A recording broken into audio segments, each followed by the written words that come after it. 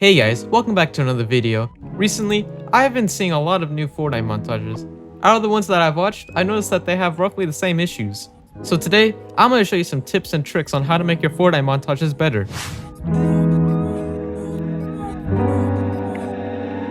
My first tip today is going to be on video quality. Typically, you want your video quality to be around 1080p and at least 60 FPS.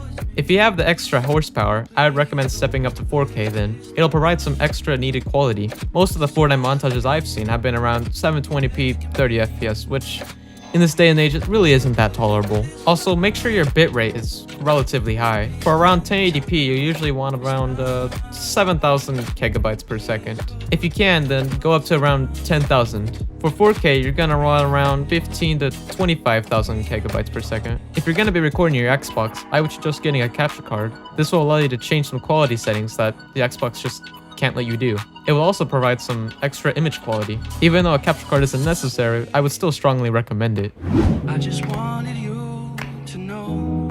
My second tip is going to be on music choice. Typically, I recommend using copyright-free music. I noticed that many people don't end up following this rule and they just end up dealing with the copyright claims that come with it. It's completely fine if you get these, but just know you won't be able to make any money off of these. So if you're thinking of taking this seriously, then I would recommend using some copyright-free music. And just so you know, putting the artist name and song name in the description will not help prevent you from getting copyright claimed. For most Fortnite montages, I recommend music that does not have any lyrics or singing in it. This helps prevent attention from being drawn away from your montage. And this is optional, but I recommend putting songs that have a build-up and have a climax at the end. And this transitions perfectly into tip number 3.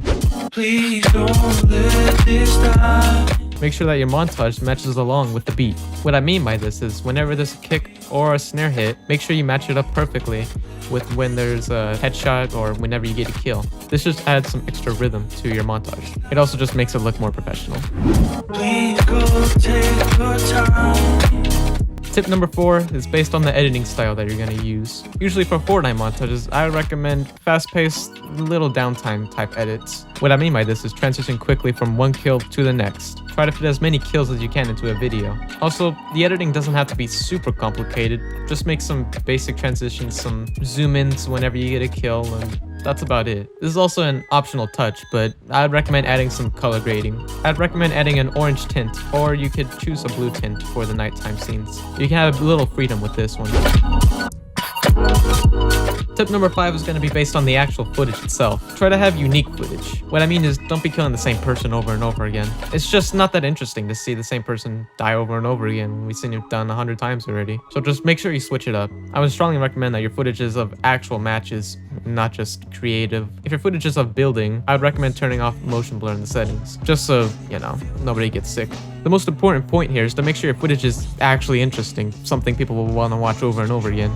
I recommend using the best clips that you have. Don't put any clips in there that you don't feel good about. If one just doesn't feel good, then take it out. It's fine to have a shorter montage. As long as the video is filled with good clips, then people will come back to it.